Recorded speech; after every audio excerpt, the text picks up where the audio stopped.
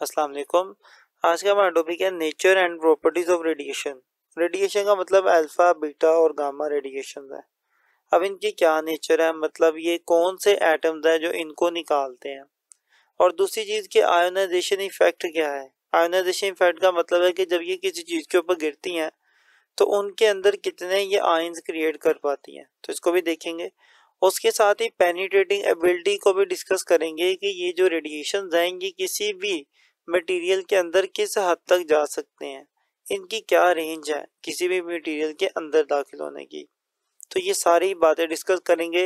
ये अलग अलग पॉइंट एक लॉन्ग क्वेश्चन के तौर पे आ सकता है कि सिर्फ आयोनाइजेशन इफेक्ट के बारे में पूछा जा सकता है, पेनिट्रेटिंग एबिलिटी के बारे में पूछा जा सकता है, नेचर के बारे में पूछा जा सकता है, और इनके अंदर बहुत इंपॉर्टेंट शॉर्ट और एमसीक्यूज मौजूद हैं जो कि आपको पूरी वीडियो सुनेंगे तब भी क्लियर होंगे।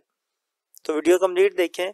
देखने के बाद अपनी राय का इजहार जरूर कमेंट सेक्शन में कीजिएगा। वीडियो अगर अच्छी लगे तो फिर दोस्तों तक शेयर भी कर दीजिएगा। तो स्टार्ट करते हैं अपने लेक्चर को।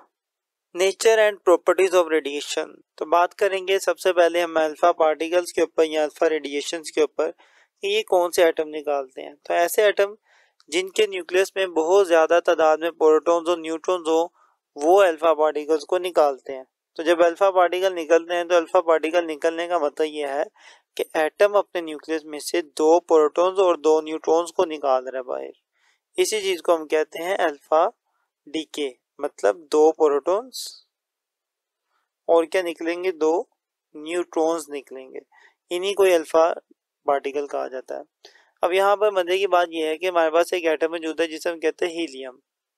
हीलियम का जो न्यूक्लियस मौजूद है ना, ये फर्ज कर ले हीलियम का एटम है। हीलियम का जो न्यूक्लियस है, इसके न्यूक्लियस के अंदर भी 2 ही प्रोटॉन्स होते हैं और 2 ही न्यूट्रॉन्स होते हैं, बिल्कुल सेम ऐसे ही जैसे कि ये अल्फा पार्टिकल के पास है। तो हम ये बात कर सकते हैं कि जो अल्फा पार्टिकल है ये बेसिकली किस तरह के होते हैं, जिस तरह का हीलियम का न्यूक्लियस है।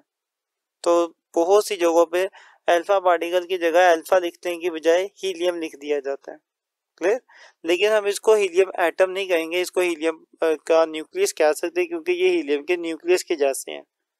फिर एटम बनने के लिए इलेक्ट्रॉन्स भी चाहिए होते हैं। अगर इसके इर्द गिर्द कोई इलेक्ट्रॉन रिवॉल्व करना शुरू कर दे तो फिर ये एटम भी बन सकता है, लेकिन ऐसा नहीं है फिलहाल। तो इसलिए हम इन्हें क्या कहेंगे, ये हीलियम के न्यूक्लियाई हैं, उसके न्यूक्लियस जैसे हैं।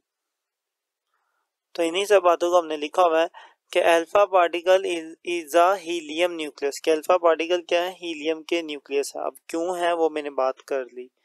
दूसरी चीज, an unstable nucleus with large number of protons and neutrons may decay by emitting alpha radiation। कि ऐसा एटम जिसके न्यूक्लियस में ज्यादा तादाद में प्रोटॉन्स और न्यूट्रॉन्स मौजूद हों, वो जब ब्रेक करता है, वो जब डिके होता है, जब टूटता है, तो वो बेसिकली कौन सी रेडिएशन निकालता है, अल्फा रेडिएशन निकालता है। क्लियर। तो यहाँ तक हमने अल्फा पार्टिकल के बारे में पढ़ लिया कि ये कब कब निकलती हैं और इनको अल्फा पार्टिकल क्यों कहते हैं। और एक और चीज आप देखें कि इसके अंदर 2 प्रोटॉन्स और 2 न्यूट्रॉन्स होते हैं। प्रोटॉन्स के ऊपर कौन सा चार्ज होता है, पॉजिटिव। न्यूट्रॉन के ऊपर तो कोई चार्ज नहीं होता, ये न्यूट्रल होते हैं। तो ओवरऑल पूरे अल्फा पार्टिकल पे कौन सा चार्ज हो जाएगा, पॉजिटिव चार्ज। तो ये बात इनमें रखिएगा कि अल्फा पार्टिकल पे कौन सा चार्ज होता है, पॉजिटिव चार्ज होता है। अब हम बात करेंगे अपने बीटा पार्टिकल की।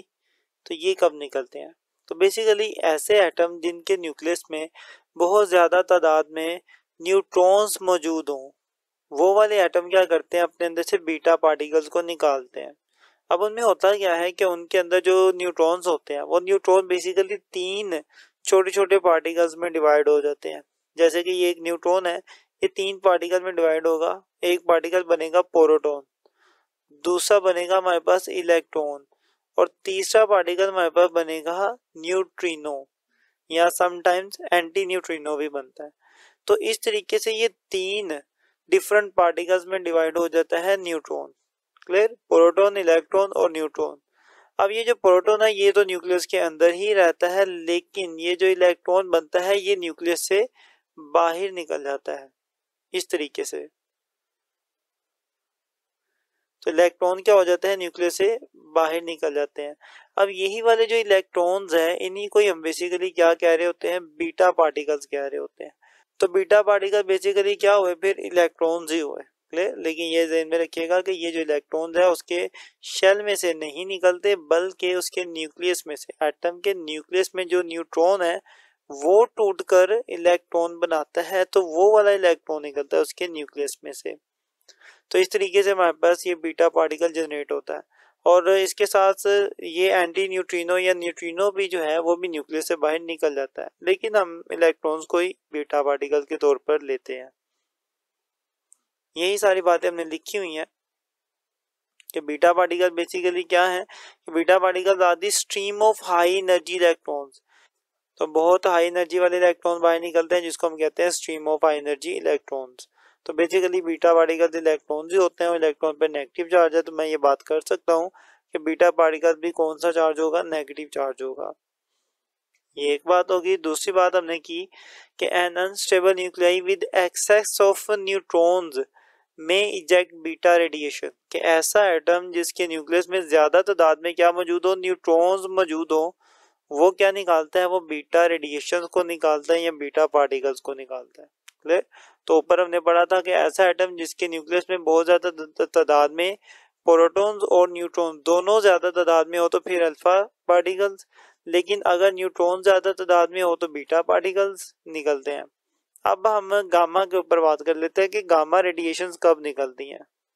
एक बात मैं रिपीट करता जाऊं, ये पहले लेक्चर में भी मैंने क्लियर की थी, अभी फिर कर दूं। देखिए मैंने अल्फा के साथ पार्टिकल का वर्ड लिखा क्योंकि अल्फा के अंदर प्रोटॉन्स और न्यूट्रॉन्स दो पार्टिकल्स हैं, ये होते हैं। बीटा के साथ भी पार्टिकल का वर्ड लिखा क्योंकि बीटा के अंदर इलेक्ट्रॉन्स होते हैं, इलेक्ट्रॉन्स भी एक पार्टिकल है। अब गामा के साथ मैं पार्टिकल का वर्ड नहीं लिखूंगा क्योंकि गामा के अंदर कोई पार्टिकल नहीं निकलता, ना इलेक्ट्रॉन, ना प्रोटॉन, ना न्यूट्रॉन, ना एंटी न्यूट्रिनो, कोई पार्टिकल नहीं निकलता। बल्कि इसके अंदर क्या होता है, कुछ रेडिएशन निकलती हैं, इलेक्ट्रोमैग्नेटिक रेडिएशंस, जो कि छोटे छोटे पैकेट्स जिसे हम फोटॉन्स कहते हैं उनसे बनती हैं। तो इसलिए इसके अंदर कोई पार्टिकल नहीं निकलता, इसलिए इसके साथ हम पार्टिकल का वर्ड भी नहीं लगाते। तो गामा रेडिएशन इनको कहते हैं। यही बातें हमने लिखी हुई हैं कि गामा रेडिएशंस क्या है। Gamma radiations are fast moving light photons. जैसे लाइट के अंदर फोटॉन्स होते हैं उसी तरीके से इसके अंदर भी फोटॉन्स होते हैं फास्ट मूविंग। नेक्स्ट इज कि they are electromagnetic radiations of very high frequency. High frequency, ज्यादा हाई फ्रीक्वेंसी वाली इलेक्ट्रोमैग्नेटिक वेव्स हैं, और जब फ्रीक्वेंसी हाई होती है तो वेवलेंथ छोटी हो जाती है, shorter wavelength. Clear. Emitted by the unstable excited nuclei, कि ये कौन सा एटम निकालता है जो अनस्टेबल हो, एक्साइटेड हो। एक्साइटेड का मतलब है कि उसके पास एनर्जी आ गई कहीं से भी ना, कोई उसने कोई रेज उसके ऊपर गिरी, वो एक्साइटेड हो गया, उसकी एनर्जी ज्यादा हो गई, तो अब अपने आप को दोबारा से डी एक्साइट करने के लिए, अपने आप को नॉर्मल करने के लिए अपने अंदर से एटम ने एनर्जी निकालनी है। अब एनर्जी कैसे निकालेगा, वो गामा रेडिएशन की फॉर्म में निकालेगा। क्लियर। और ये गामा रेडिएशन बेसिकली क्या होते हैं, और ये गामा रेडिएशन बेसिकली क्या होते हैं, एनर्जी के छोटे छोटे फोटॉन्स होते हैं, पैकेट्स होते हैं जिसे हम फोटॉन्स कहते हैं। इनकी फ्रीक्वेंसी बहुत ज्यादा होती है और फ्रीक्वेंसी ज्यादा होने की वजह से इनकी जो वेवलेंथ है वो बहुत छोटी होती है। यहाँ तक हमने अल्फा और बीटा और गामा रेडिएशंस के बारे में पढ़ा है कि इनकी नेचर क्या है, ये कब निकलती हैं, कौन कौन से एटम इनको निकालते हैं, और जब ये निकलती हैं तो बेसिकली कौन कौन से पार्टिकल निकलते हैं। अब इससे आगे जो हमारा टॉपिक है उसका नाम है आयोनाइजिंग इफेक्ट। काफी इंपॉर्टेंट है ये, इसका कॉन्सेप्ट समझना जरूरी है कि आयोनाइजिंग इफेक्ट का मतलब क्या है। तो सबसे पहले आपको पता होना चाहिए कि आयोनाइज करने का मतलब क्या है, कि मेरे पास अगर कोई एटम मौजूद है, ये एटम है, इसके इलेक्ट्रॉन्स है, अगर मैं इस एटम में से इलेक्ट्रॉन को बाहर निकाल दूं तो इस एटम के ऊपर पॉजिटिव चार्ज आ जाएगा। तो मैंने क्या कर दिया, अपने एटम को आयोनाइज कर दिया, आयन बना दिया। तो इसी चीज को कहते हैं आयोनाइजिंग इफेक्ट। के मेरे पास जो अल्फा बीटा और गामा रेडिएशन है, इनमें से कौन सी रेडिएशन है जो बहुत जल्दी इलेक्ट्रॉन्स को बाहर निकालती है और जिस वजह से एटम के ऊपर पॉजिटिव चार्ज आ जाता है, या फिर समटाइम्स नेगेटिव चार्ज भी आ सकता है, क्योंकि बाज़ का इलेक्ट्रॉन निकलते नहीं है, एंटर भी हो सकते हैं। तो उसके ऊपर भी बात करेंगे। तो सबसे पहले आयोनाइजेशन की डेफिनेशन को देख लेते हैं। The phenomena by which the radiation split matter into positive and negative ions is called ionisation, कि वो अमल जिसके अंदर रेडिएशन किसी भी मैटर के एटम्स को पॉजिटिव और नेगेटिव आयंस में कन्वर्ट कर दे, उसको हम क्या कहते हैं, आयोनाइजिंग इफेक्ट कहते हैं या फिर आयोनाइजेशन कहते हैं। इस अमल को आयनाइजेशन कहते हैं, जिसके अंदर किसी मैटर को पॉजिटिव और नेगेटिव आयंस में कन्वर्ट कर दिया जाए। अब देखते हैं कि अल्फा, बीटा और गामा में से कौन से पार्टिकल हैं जो सबसे ज्यादा आयनाइजेशन एनर्जी रखते हैं। तो सबसे पहले हम अल्फा के ऊपर बात करेंगे। अब ये मेरे पास कोई अल्फा पार्टिकल है और ये मेरे पास कोई गैस मौजूद है, गैस के एटम मौजूद है। अब अल्फा पार्टिकल के ऊपर आपको पता है पॉजिटिव चार्ज होता है, तो जब ये अल्फा पार्टिकल इस गैस के अंदर जाएंगे तो सारे के सारे जो अल्फा पार्टिकल्स हैं इनके ऊपर होता है पॉजिटिव चार्ज। तो पॉजिटिव चार्ज क्या करेगा, नेगेटिव इलेक्ट्रॉन्स को अपनी तरफ अट्रैक्ट कर लेगा। तो ये जो गैस के एटम मौजूद है इनके पास जो इलेक्ट्रॉन्स होंगे वो इनकी तरफ आना शुरू हो जाएंगे। तो इन एटम के जो इलेक्ट्रॉन्स हैं इनको कौन अट्रैक्ट कर लेगा, अल्फा पार्टिकल कर लेगा और इलेक्ट्रॉन्स इनकी तरफ चले जाएंगे। तो जैसे ही इलेक्ट्रॉन इनमें से निकलेंगे तो इनके खुद के ऊपर भी क्या चार्ज आ जाएगा, पॉजिटिव चार्ज आ जाएगा। और जैसा कि आप जानते हैं कि अल्फा पार्टिकल पे बहुत ज़्यादा पॉजिटिव चार्ज होता है, इसलिए ये बहुत ज़्यादा एटम्स को भी आयोनाइज कर देंगी, बहुत ज़्यादा एटम्स के इलेक्ट्रॉन निकाल देंगी, जिस वजह से उनके ऊपर भी क्या आ जाता है, पॉजिटिव चार्ज आ जाता है। तो इस तरीके से ये बात मैं कर सकता हूँ कि अल्फा पार्टिकल जो है बहुत ज़्यादा आयोनाइजिंग पार्टिकल है, क्योंकि ये गैस के एटम को बहुत ज़्यादा आयोनाइज करती हैं। और क्यों आयोनाइज करते हैं उसकी रीज़न सिंपल है, क्योंकि इन पे पॉजिटिव चार्ज होता है ज़्यादा, और पॉजिटिव चार्ज नेगेटिव इलेक्ट्रॉन को अट्रैक्ट करके बहुत ज़्यादा एटम को आयोनाइज कर देता है। अब देखते हैं कि बीटा पार्टिकल के केस में क्या होता है। अब बात करते हैं बीटा पार्टिकल्स के ऊपर। तो बीटा पार्टिकल्स आपको पता है कि बेसिकली क्या होते हैं, नेगेटिव इलेक्ट्रॉन्स होते हैं। तो जब ये इलेक्ट्रॉन्स या जब ये बीटा पार्टिकल्स किसी भी गैस के अंदर एंटर होते हैं, तो जब ये स्पीड के साथ मूव कर रहे होते हैं तो अपने साथ साथ दूसरों के एटम के पास जो इलेक्ट्रॉन्स होते हैं उनको भी अपने साथ आगे ले जाते हैं। तो इनकी स्पीड ज़्यादा होती है जिस वजह से ये उनके इलेक्ट्रॉन्स को भी साथ ले जाते हैं। और दूसरी वजह ये है कि ये खुद भी इलेक्ट्रॉन इन पे नेगेटिव चार्ज है, दूसरे एटम के आउटर शेल में जो इलेक्ट्रॉन है उन पर भी नेगेटिव चार्ज है। तो ये नेगेटिव नेगेटिव को रिपेल करते हैं, जिस वजह से इलेक्ट्रॉन के शेल से बाहर ही निकल जाता है और बाहर निकल के ये भी बीटा पार्टिकल के साथ मिलकर आगे की तरफ मूव कर जाता है, जिस वजह से जिस एटम में से इलेक्ट्रॉन निकलता है उस पर आ जाता है पॉजिटिव चार्ज। और ऐसा भी हो सकता है कि ये जो इलेक्ट्रॉन्स मूव कर रहे हैं ये किसी एटम के अंदर एंटर हो जाएं। तो ये जो इलेक्ट्रॉन्स किसी एटम के अंदर अगर एंटर होंगे तो उस एटम के ऊपर क्या आ जाएगा, नेगेटिव चार्ज आ जाएगा। तो आप देखते हैं कि जब बीटा पार्टिकल्स किसी भी गैस के अंदर जाते हैं तो उनके एटम्स को ये आयोनाइज कर रहे हैं, किसी एटम को पॉजिटिव चार्ज दे देंगे, किसी को नेगेटिव दे देंगे, लेकिन इनको ये चार्ज देने की जो सलाहियत है ना, इनकी ये जो आयोनाइजेशन पावर है ये इतनी ज़्यादा नहीं होती, कम होती है। बहुत कम एटम्स हैं जो आयोनाइज होते हैं, जिनके अंदर इलेक्ट्रॉन चले जाएं या जिनके इलेक्ट्रॉन बाहर निकल जाएं, ऐसे बहुत कम एलिमेंट्स या ऐसे बहुत कम एटम्स होते हैं। तो आयोनाइज तो ये करते हैं लेकिन इनकी पावर इतनी ज़्यादा नहीं होती। तो मैं ये बात कर सकता हूँ कि जो अल्फा पार्टिकल्स हैं इनकी पावर बीटा पार्टिकल से ज़्यादा है। क्लियर, ज़्यादा वाले की तरफ मुंह खुला होता है, कम वाले की तरफ मुंह बंद होता है। तो मैंने इसलिए अल्फा पार्टिकल की तरफ मुंह खोल दिया कि अल्फा पार्टिकल ज़्यादा है और बीटा पार्टिकल्स कम है, आयोनाइजेशन पावर कम रखते हैं। अब इसी तरीके से हम अपने गामा पार्टिकल्स को देख लेते हैं। तो अब अगर बात की जाए गामा रेडिएशन की, तो गामा रेडिएशन के अंदर कोई पार्टिकल तो होता नहीं है, ये एनर्जी के छोटे छोटे पैकेट्स होते हैं जिन्हें हम कहते हैं फोटॉन्स, और इनके ऊपर कोई चार्ज भी नहीं है, ना पॉजिटिव तो ना नेगेटिव। तो ये जब किसी गैस के अंदर एंटर होते हैं तो ये किसी भी एटम को आयोनाइज नहीं करते। हाँ, ऐसा हो सकता है कि बहुत ज़्यादा फोटॉन्स किसी एक एटम के ऊपर गिर गए, उसने इन ज़्यादा से ज़्यादा फोटॉन्स को एब्जॉर्ब कर लिया, तो वो एटम एक्साइटेड हो गया, एक्साइटेड होकर उसके अंदर से जो इलेक्ट्रॉन है वो बाहर निकल गया, तो उसके ऊपर क्या आ जाएगा, पॉजिटिव चार्ज आ जाएगा, क्योंकि इलेक्ट्रॉन तो बाहर निकल गया। लेकिन ऐसा बहुत कम इक्का दुक्का एटम्स के साथ होता है कि वो सारे गामा रेडिएशन को एब्जॉर्ब करके अपने अंदर से इलेक्ट्रॉन निकाल दें, लेकिन मोस्टली एटम्स ऐसा नहीं करते। तो गामा रेडिएशन के जाने से बहुत कम एक दो एटम्स ही आयोनाइज होंगे, बाकी नहीं होते। तो मैं ये बात कर सकता हूँ कि गामा रेडिएशन जो है वो बीटा पार्टिकल से भी बहुत कम आयोनाइजेशन एनर्जी रखते हैं या आयोनाइजेशन पावर रखते हैं। तो ये ऑर्डर याद रखिएगा कि सबसे ज़्यादा आयोनाइजेशन जो पावर है वो किसकी है, वो अल्फा पार्टिकल्स की है, उसके बाद बीटा पार्टिकल्स की है, और तीसरे नंबर पे कौन आता है हमारे पास, गामा रेडिएशन आती हैं। तो ये एमसीक्यू भी याद रखिएगा। और अल्फा की क्यों ज़्यादा है, क्योंकि अल्फा पे पॉजिटिव चार्ज है, ये ज़्यादा से ज़्यादा इलेक्ट्रॉन को बाहर निकाल सकती है और गैस को आयोनाइज कर सकती है। बीटा की उससे कम है क्योंकि इन पे नेगेटिव चार्ज है, तो ये नेगेटिव इलेक्ट्रॉन्स को ही बाहर निकालेगी और बहुत कम ऐसे इलेक्ट्रॉन है जो इनकी वजह से बाहर निकलेंगे। हाँ, इनके अंदर से भी कोई एक आधा इलेक्ट्रॉन जा सकता है किसी दूसरे एटम में, तो बहुत कम होता है, जिस वजह से इनकी जो पावर आयोनाइजेशन वो कम हो जाती है। और गामा की तो बहुत ही कम है, क्योंकि पार्टिकल तो है नहीं, सिर्फ एनर्जी के पैकेट्स हैं। तो अगर कोई एटम बहुत ज्यादा गामा रेडिएशन को एब्जॉर्ब करेगा तो फिर उसमें से इलेक्ट्रॉन निकल पाएंगे और वो आयोनाइज होगा। तो इसकी आयोनाइजेशन पावर बहुत ही कम होती है। इसी ऑर्डर को हमने लिख लिया। अब आयोनाइजिंग इफेक्ट के बाद अब नेक्स्ट जो हमने पढ़ना है उसका नाम है पेनिट्रेटिंग पावर या पेनिट्रेटिंग एबिलिटी। तो पेनिट्रेटिंग एबिलिटी को समझते हैं क्या होता है। तो अगर बात की जाए पेनिट्रेट के वर्ड की, तो बेसिकली इस लफ्ज का मतलब होता है दखल अंदाजी करना, किसी चीज के अंदर घुसना, दाखिल होना।